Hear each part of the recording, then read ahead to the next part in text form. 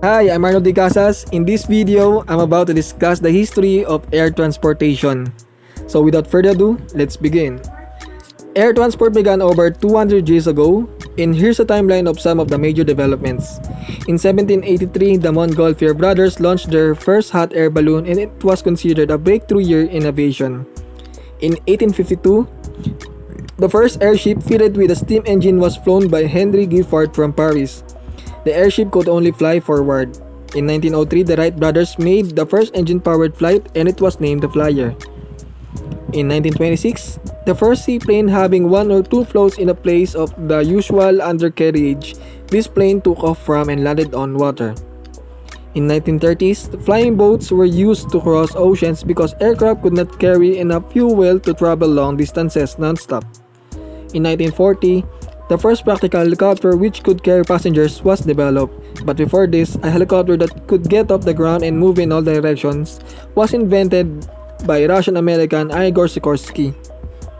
In World War I, airplanes were used for photography and reconnaissance missions and not as weapons of war.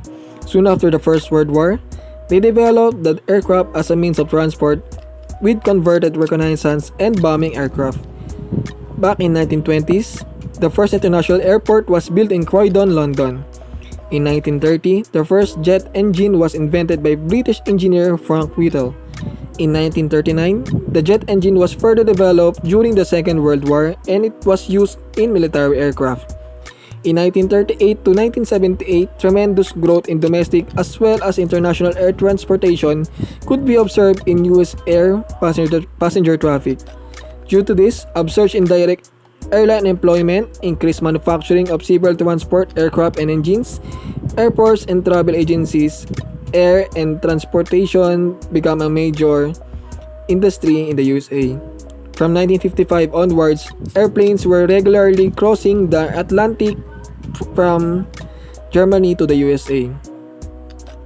In 1990s, in the Asia-Pacific region, the aviation industry remained deregulated for much longer and was dominated by a few established national airlines that were owned or partly owned by the respective governments.